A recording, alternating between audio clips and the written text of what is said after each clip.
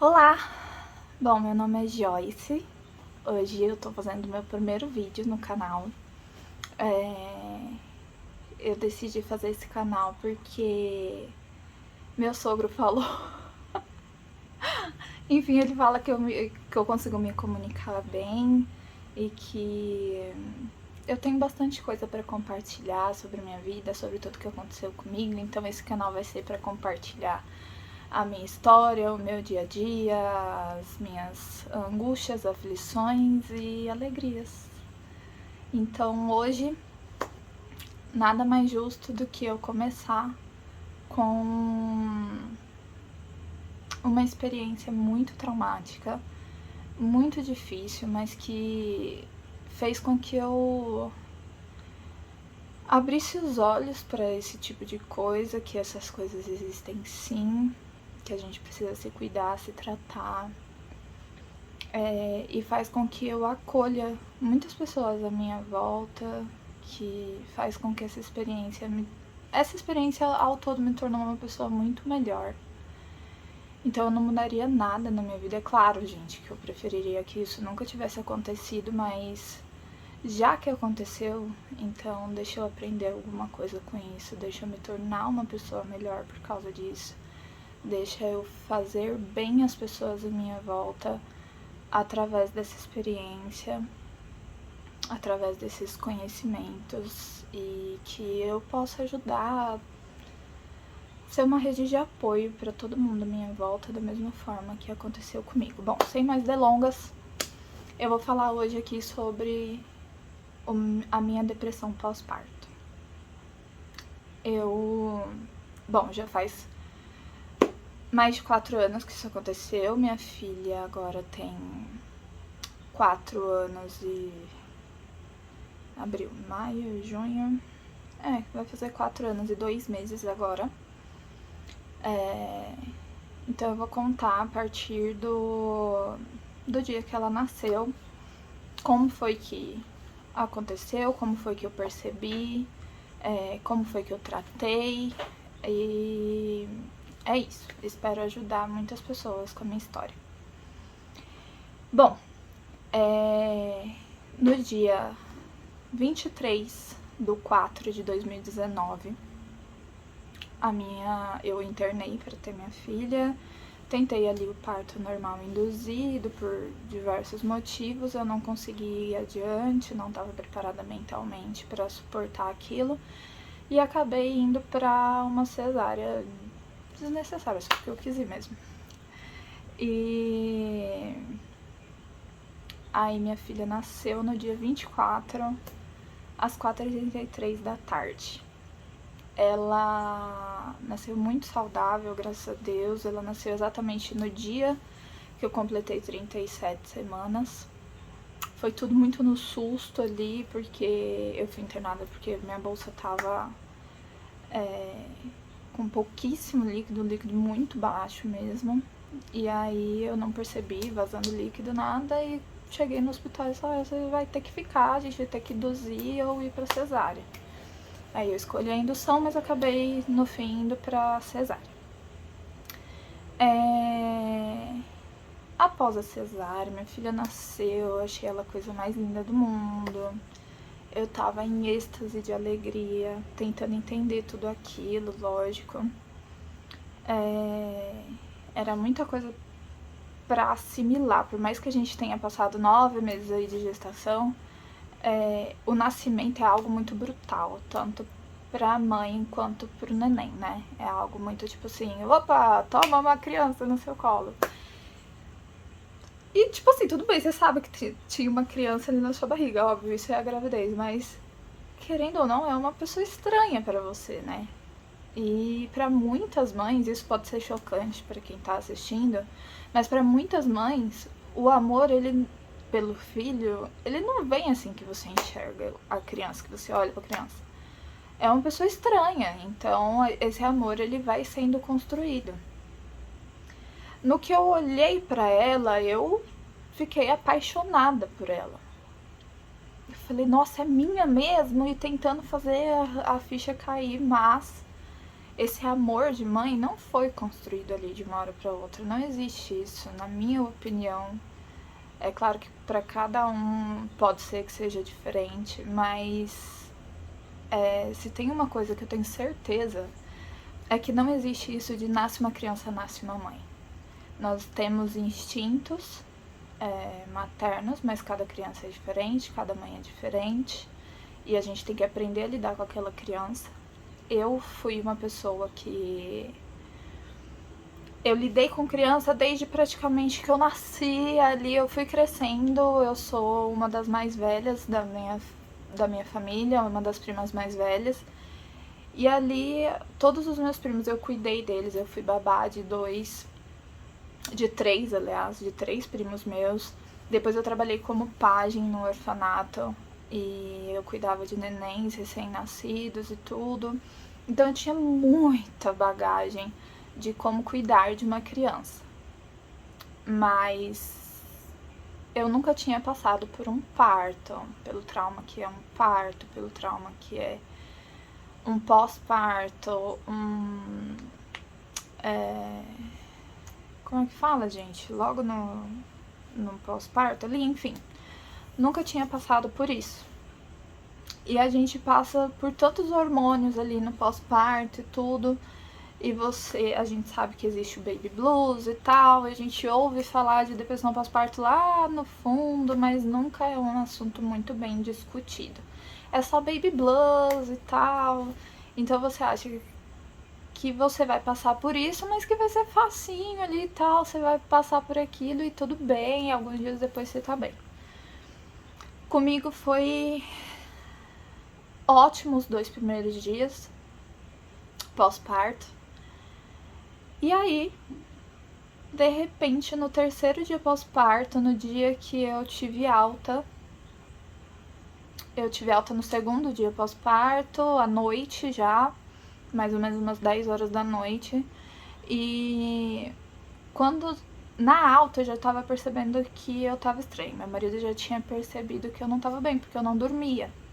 E tipo assim, é normal você não dormir, você tá com o neném recém-nascido. Só que assim, quando o bebê dorme, geralmente a gente dá umas cochiladinhas, fica aquele sono picado e tal. Mas nem isso eu tava conseguindo fazer, eu não tava conseguindo piscar. Não tava conseguindo. Era como se eu tivesse em estado de alerta. E me sentindo ultra responsável por uma vida. E aquilo pesou muito pra mim, como eu achei que não ia acontecer, porque como eu disse, eu já tinha cuidado de muitas crianças e pra mim eu ia tirar aquilo de, né? E aí só que eu não tava preparada pros hormônios, para as ações dos hormônios no meu corpo, ninguém tá preparado pra isso. E aí meu marido falou assim, por que você não dorme, cara? Eu durmo, acordo e você tá com esse olho aí. E eu comecei a ter alucinação. De tanto tempo acordada que eu tava quase 3 dias certinho acordada, sem ter dormido. Gente, mas quando eu falo assim acordada, vocês têm que entender que é acordada mesmo. Não é que assim, ela pescou ali, dormiu 10 minutinhos, acordou, dorme 10 minutinhos, acorda. Não, eu não cheguei a dormir 5 minutos. Eu não piscava, eu não conseguia relaxar, meu corpo todo doía, era surreal o sentimento, assim. E aí eu comecei a ter alucinação, é como se eu estivesse sonhando de olho aberto. Aí meu marido falava, tá tudo bem? Eu falava, nossa, eu acho que eu tava sonhando. Ele, não, você tava com o olho aberto, você não tava sonhando. Eu falei, não, mas eu não tava aqui, eu tava sonhando. Eu lembro direitinho disso, e eu no hospital ainda. E aí, só que pra mim, tava tudo normal. Eu falava, ninguém dorme, gente. Uma criança nasce, ninguém dorme. Deve ser assim, as mães passam por isso mesmo, ok. Daqui a pouco tudo vai melhorar. E eu pensava assim, quando meu corpo estiver em estado de exaustão mesmo, eu vou dormir. Chegamos no 4º dia sem dormir. A gente tinha tido alta um dia antes. Eu cheguei em casa. Eu comecei a entrar em pânico. Era uma sensação de morte. Eu olhava para aquela criança e só pensava, que merda que eu fiz da minha vida? Por que eu fui fazer isso? Agora eu não durmo, eu não consigo comer, eu não consigo dormir, eu não consigo pescar, ela fica fazendo barulho. E ela dormia pra caramba, gente. A Maitê, ela dormia muito. O nome da minha filha é Maitê. Ela dormia muito. E eu não dormia. E eu jogava a culpa nela, assim, sabe? E aí eu comecei a pegar raiva dela. E os meus peitos doíam muito por causa da amamentação. Minhas costas doíam muito. E ali no terceiro dia, após o parto, a depressão veio como se fosse um soco no meu estômago. Foi como se eu tivesse apertado um botão, assim, ó. Feliz, pá, triste. Mas não era uma tristeza assim, tipo, ai, tô triste e tal. Vou ficar meio quietinha. Não, era uma tristeza assim, eu preciso morrer. Eu preciso morrer pra isso acabar. Era uma tristeza desesperadora, era uma angústia. Era... Ai, tô ficando tensa só de lembrar. E eu falei, eu preciso morrer. Eu não tô bem, eu não quero isso pra minha vida, eu não quero mais ser mãe, eu não quero essa criança, eu não quero ela sugando meu peito, arrancando sangue do meu peito, eu não quero... Tira essa criança de perto de mim. Então o dia amanheceu, meu marido já desesperado comigo, falando, meu, vamos lá, vamos pegar um sol, tá? Eu falei, tá, vamos lá. Eu chorava alto, mas era alto mesmo. Eu chorava como se tivesse me rasgando no meio.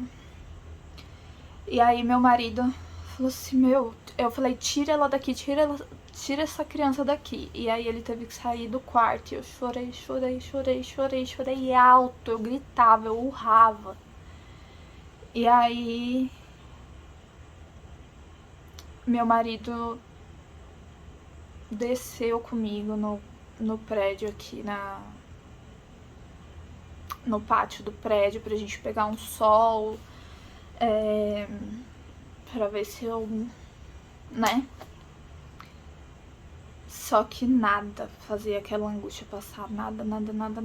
E aí minha tia falou assim, Joyce, eu tô indo pra aí e tal, minhas tias, minha tia Raquel, minha tia Silene e minha avó, elas estavam vindo pra cá. Minha mãe, ela tinha ido viajar, gente, mas assim, foi porque eu mandei, sabe? A gente tinha comprado, eles tinham comprado, meu pai, ele tinha o sonho de conhecer Foz do Iguaçu, e eu falei assim, ó, vamos comprar aqui as passagens de vocês pra quando eu tiver com umas 36, 37 semanas, porque aí é certeza que a Maitê não vai ter nascido ainda, porque, né, a data prevista era pra um mês depois da data que ela nasceu, era pro dia 15 de maio, e ela nasceu 24 de abril. E aí, minha mãe, ela ainda tava aqui no dia que a Maitê nasceu, mas no dia seguinte eles já foram viajar. E minha mãe, eu não vou, eu vou ficar com você. Eu falei, você vai, porque vocês vão conhecer Foz do Iguaçu. Então eu praticamente forcei eles a viajarem. Tadinha da minha mãe, ela se culpa muito até hoje, mas óbvio que não foi culpa dela, né? E então eu tava sozinha com meu marido aqui. E aí veio a minha tia visitar, né, a gente, minhas tias, meu tio, minhas primas, minha avó e minha sogra. E aí minha tia começou a ver que tinha alguma coisa errada ali, né? E eu tava em choque, eu tava desesperada. Eu falei pra minha vovó, será... A senhora sentiu isso? Porque minha avó, ela teve 15 partos, né? Eu falei, ó, a senhora sentiu isso? Ela, senti, vai passar, é normal, tal. E aí ela falou... Só que eu percebi que ela ficou meio assustada com as coisas que eu tava falando pra ela, que eu tava sentindo. Ela ficou meio assim, e eu sou muito apegada com a minha avó, né? E aí ela já ficou com aquele olhar de preocupada, querendo cuidar de mim. Aí minha mãe tinha deixado comida pronta pra mim na geladeira antes de viajar. Caldo de mulher parida, sopa de mulher parida, pra quem é de Minas vai conhecer. Minha mãe deixou a sopa de mulher parida na geladeira e eu não tava comendo nada, assim. Eu não tava tomando água, eu não tava comendo, eu não tava dormindo. E aí minha tia falou assim, você vai comer. E minha tia esquentou. Minha tia é minha segunda mãe, minha tia Silene. Falou, você vai comer sim. E começou a colocar a sopa na minha boca, enquanto eu tentava ordenhar meu peito pra dar pra Maitê, porque ela tava com fome e eu não queria dar meu peito pra ela. Eu não queria ela nem perto de mim. E aí, tadinha, meu Deus. E aí, minha tia percebeu que eu tava. E aí ela falou assim: ó, não tem jeito, a gente não tava conseguindo ordenhar na mão. Não tem jeito, você vai ter que dar o peito pra ela. Ela tava chorando muito de fome. E aí eu comecei a me culpar. Falei assim: meu Deus do céu, eu tô fazendo a menina passar fome e tal, porque eu não queria dar o peito pra ela. Daí a gente foi pro quarto, colocou ela no peito. E eu com um pano na boca, mordendo e chorando e com a dor. E eu comecei a culpar a amamentação por eu estar sentindo aquilo. Eu falei assim, bom, se eu tirar o peito dela, eu vou parar de sentir isso. Deve ser a amamentação que tá me fazendo mal. Loucura, gente. Não é a amamentação, pelo amor de Deus. Era loucura mesmo. A gente fica em muita coisa ruim começa a passar pela cabeça e muita coisa irreal. Nada era real. E aí, meu marido cada vez mais preocupado e todo mundo aqui me vendo naquele estado. Sorte que naquele dia só tinha pessoas que realmente me acolhiam. Minha sogra super preocupada comigo, com a bebê e tal. Minha sogra é um anjo na minha vida, nossa. E aí, minha tia Silene falou assim, eu vou te levar de volta pra maternidade. Eu falei, tá bom. Ela falou assim, você está com depressão pós-parto. Aí eu comecei a pesquisar também, mandei mensagem pra minha amiga Karina. Falei, Kai, eu acho que eu tô com depressão pós-parto. Ela, não, amiga, não vai tá não. Em nome de Deus, você não vai estar com depressão pós-parto. Eu falei assim, eu tô, Kai. Tem alguma coisa muito errada, eu tô pensando. E aí ela falou assim, bom, se você tá pensando em suicídio? E eu falei, não, só que eu tava pensando, meu, como é que eu faço pra me matar sem deixar meu marido traumatizado? Porque eu pensei em cortar. Peraí, eu não vou chorar. Eu pensei em cortar a rede de proteção que tem aqui na minha casa, nas janelas, e me jogar. Eu moro no 16º andar, só que ia ser muito traumático, porque ia ser uma cena muito chocante pro meu marido ver. Então eu comecei, será que é remédio? Quais tipos de remédio que eu tenho ali que vai me fazer dormir e não acordar e tal? E comecei a pensar em formas de me matar que não fosse traumatizar meu marido. Gente, tudo isso em um dia, tá? Não foram dias, não, foi em um dia. Tudo isso estava acontecendo em um dia, no quarto dia, no terceiro dia pós-parto. E aí,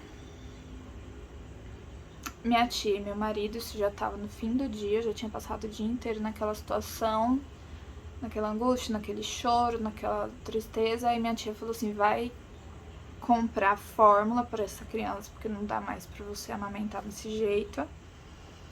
E vamos pro hospital. Aí a gente comprou fórmula, ela mamou tudo. E fui pro hospital, pra maternidade onde eu tive ela. Sem ela, deixei a minha filha com a minha sogra. E fui pro hospital com a minha tia Silene e com meu marido.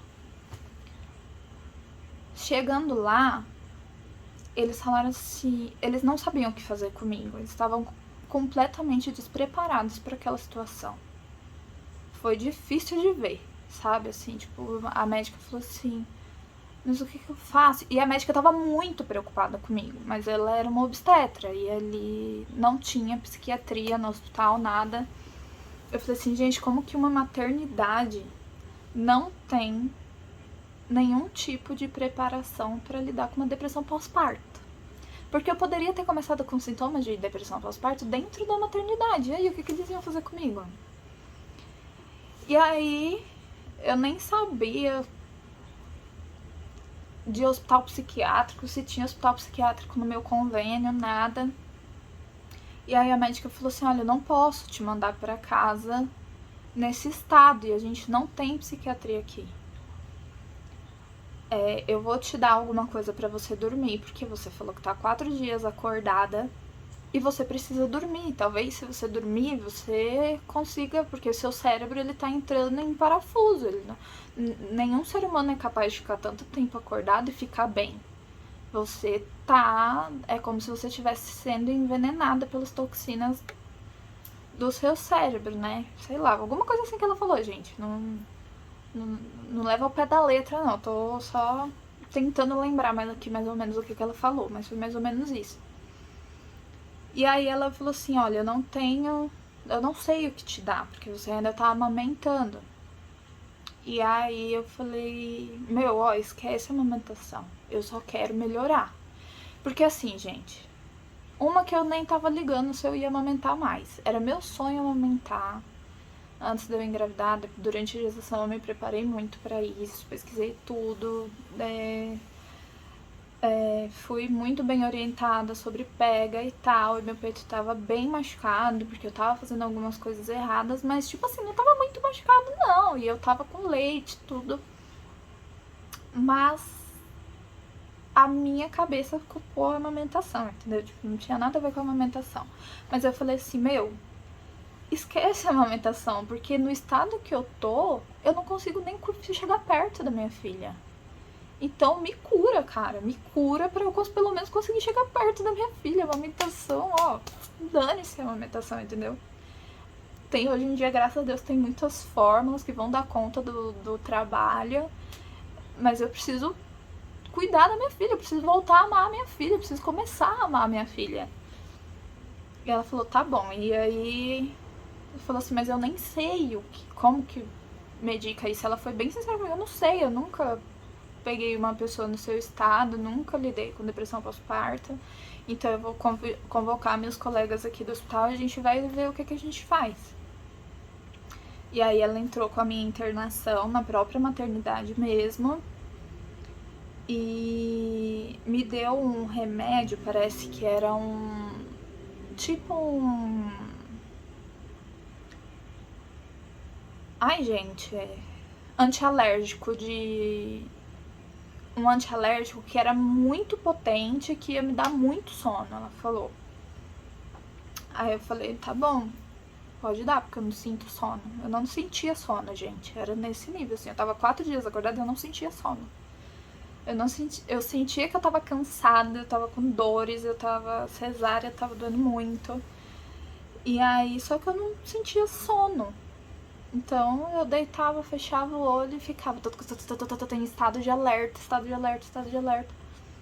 E aí ela me deu esse remédio na veia e eu me senti groggy, tipo, como se eu estivesse bêbada. E tentava dormir e nada. Ela falou assim, meu, ela passou 4 horas depois que ela me deu o remédio, ela passou no meu biombo, falou assim, o que você tá fazendo acordada? Eu te dei uma dose cavalar desse remédio, era pra você tá capotada. Como assim? E aí ela começou a ficar mais preocupada. Ela falou, a gente vai te transferir pra um hospital psiquiátrico. Eu, tá bom, bora. Eu só quero melhorar.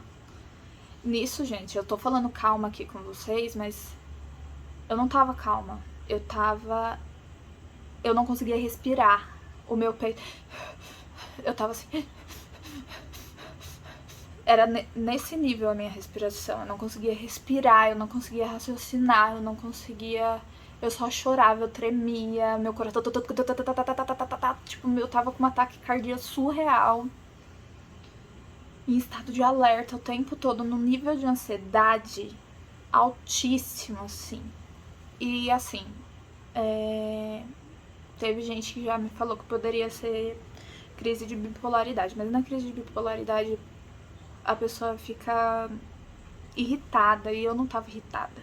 Eu tava com uma tristeza tão profunda, tão profunda, tão profunda que eu falei, não vale a pena viver. sabe, com essa tristeza. Não vale a pena viver assim. E aí eu tava decidida que se eles não conseguissem me ajudar, eu ia me matar. Eu falei assim, isso nunca vai passar. Não tem como isso passar. Esse sentimento passar. Então eu prefiro morrer. E aí eles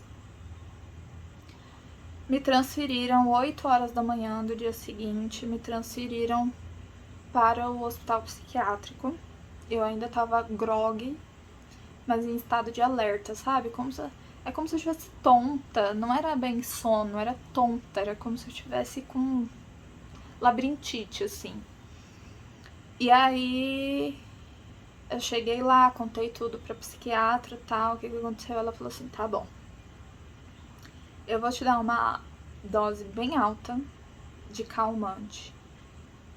Nisso meu marido falou assim, mas não tem como ser um remédio natural, algo natural, sem efeito colateral. Aí a médica, querido, você não tá entendendo o que tá acontecendo aqui. Tipo, ela falou, não tem como, olha o estado dela.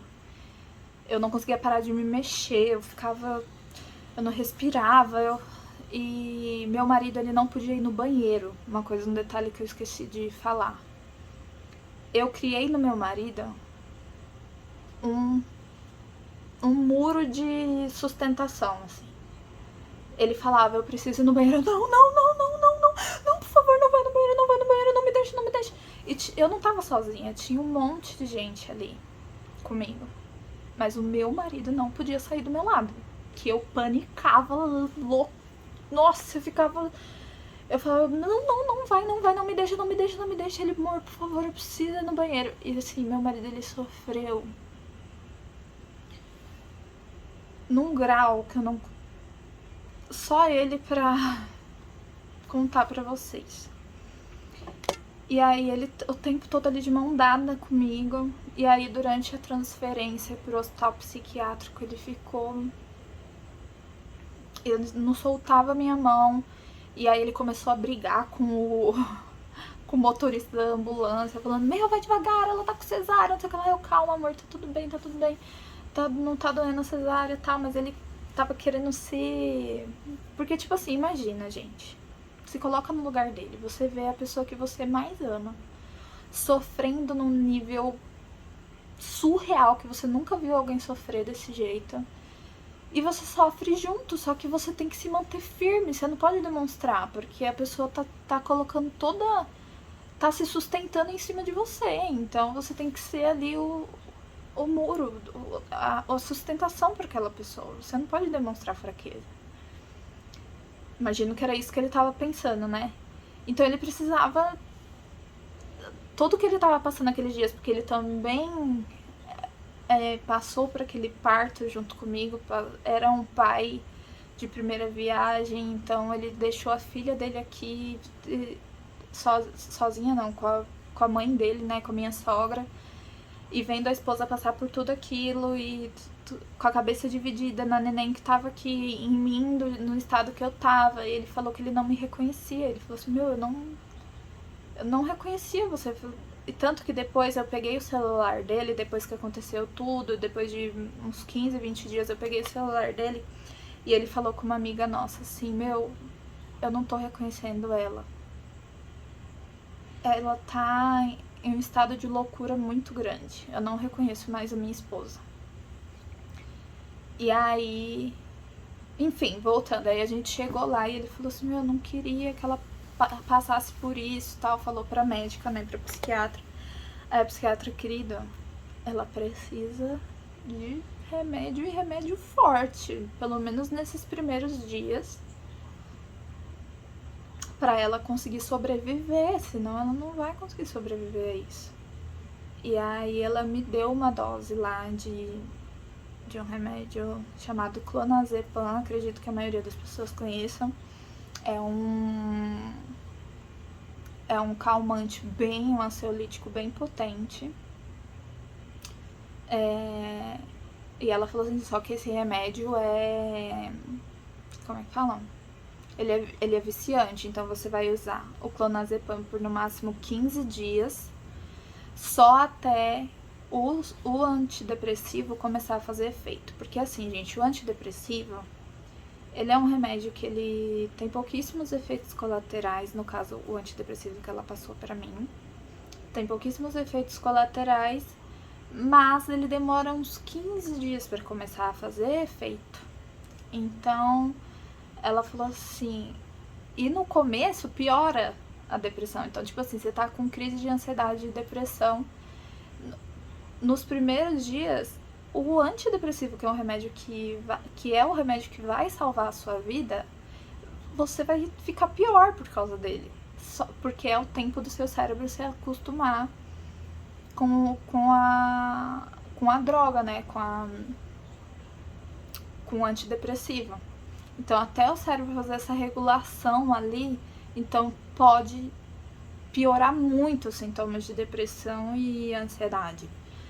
E aí ela falou assim, nesses primeiros 15 dias, você vai tomar, se você sentir necessidade, à noite, o clonazepam. E ela falou assim, eu já vou te medicar agora pra eu ver que você vai sair daqui dormindo. Eu quero que você saia daqui dormindo. Porque não é possível você continuar acordada desse jeito. Aí eu falei, tá bom. Ela me deu um remédio, 20 minutos depois eu capotei. Foi um respiro.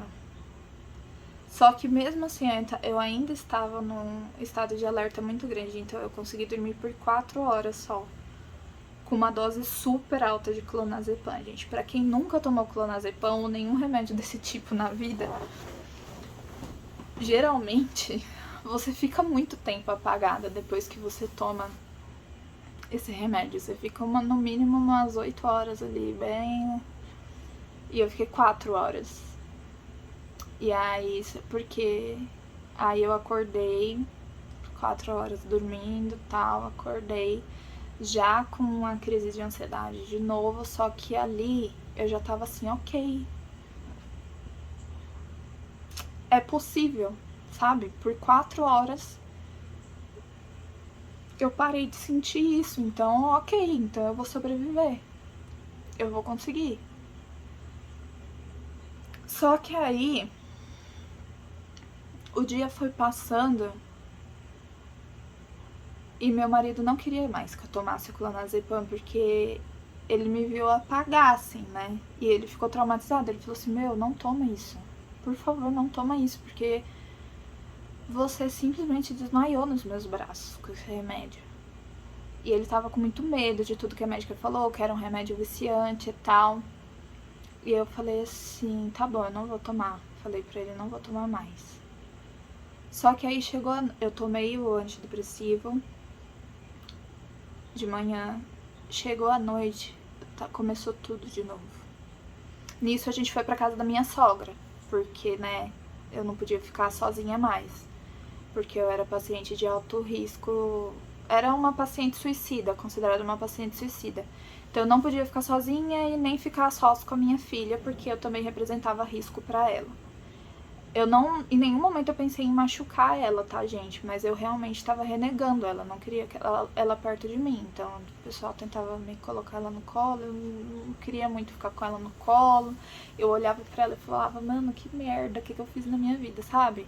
Então eu olhava pra minha filha e pra mim a minha filha tinha estragado a minha vida, entendeu? E aí, chegou a noite, eu tinha passado o dia inteiro tentando ignorar, falando, não, vai passar, vai passar, vai passar, tentando ignorar aquele sentimento. E aí eu cheguei na casa da minha sogra e eu falei assim, eu não tô bem. Olhei pro meu marido e falei, eu não tô bem, eu vou ter que tomar um remédio. Aí meu marido, tá bom. Só que ele falou, tá bom, e foi pra garagem da casa da mãe dele. E eu escutei ele gritar. Ele falou assim, eu preciso ficar sozinha, eu vou lá embaixo. E aí eu entrei no banheiro pra tomar um banho antes de tomar o clonazepam. Falei, eu preciso tomar um banho porque aí eu tomo o remédio e deito, né? E aí eu escuto meu marido chorando, mas era um choro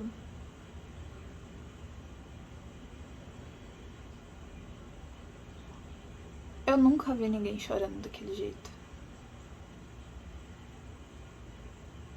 Eu falei, meu Deus.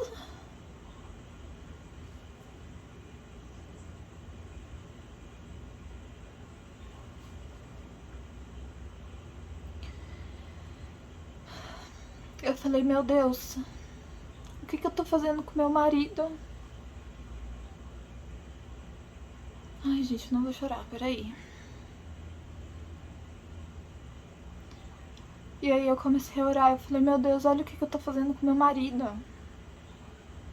Eu tô estragando a vida dele, eu comecei a me culpar por tudo. Eu falei assim, meu, eu tô estragando a vida do meu marido, eu não vou ser uma boa mãe, eu não vou conseguir ser uma boa mãe. Olha o que eu tô fazendo com a minha sogra, com meu sogro, tadinho. Super preocupado comigo. E ele via que eu não tava comendo nada e eu só conseguia tomar isotônico pra ver se eu conseguia me manter em pé. E aí ele comprava um monte de sabor de isotônico, marcas de isotônico, pra ver se eu conseguia me manter em pé. Eles cederam um quarto deles pra gente ficar, meu sogro e minha sogra. Nossa, gente, olha, graças a Deus pela família que Deus me deu. Pela minha rede de apoio, pela minha tia Silene, pela minha avó, pela minha tia Raquel, pela minha mãe, que chegou de viagem e se deparou com tudo aquilo, coitada. Porque é óbvio que eu não ia falar pra ela enquanto ela tava lá, o que tava acontecendo aqui. Então ela só ficou sabendo quando voltou, né? E aí ela saía... Ela faltou alguns dias do serviço pra ficar lá na casa da minha sogra comigo e tal. E como ela trabalhava, eu continuei na casa da minha sogra, porque não tinha ninguém. Como que eu ia ficar na casa da minha mãe? E aí não dava pra minha mãe pedir demissão pra ficar comigo, né? Mas tudo bem, minha sogra é uma mãe pra mim também. E tá, deu tudo certo, graças a Deus. E aí eu comecei a me culpar por tudo. Eu falei, meu, olha o que eu tô fazendo com a minha família, olha que merda, né? Que merda de pessoa que eu sou. E aí comecei a pensar em suicídio de novo. No que aquele pensamento de suicídio veio, eu falei assim, o quê? Não vou deixar, Deus, tira isso do meu coração, eu vou tomar esse remédio agora. Eu falei assim, por mais que isso vá fazer meu marido sofrer, eu preciso tomar, porque a minha morte vai fazer ele sofrer muito mais. Então, eu vou tomar esse remédio. E aí tomei o clonazepam, só que o clonazepam não me derrubou igual derrubou no dia anterior. Porque no dia anterior a gente chegou à conclusão que eu tava com aquele remédio que a médica da maternidade tentou me sedar, né? Então eu tava com aquele remédio na veia ainda. E aí ela tinha tentado outro tipo de remédio também. Ela tentou outro tipo de remédio que não funcionou também. Então eu tava com 2 medicamentos pra tentar me sedar que não funcionaram, só me deixaram letárgica. E ainda o clonazepam. Então foi interação medicamentosa. Não que o clonazepam não cede, tá, gente? Porque ele cede a gente sim. Só que no meu caso, ela me deu numa dose ok, que eu não ia ficar morta, entendeu? Eu conseguia.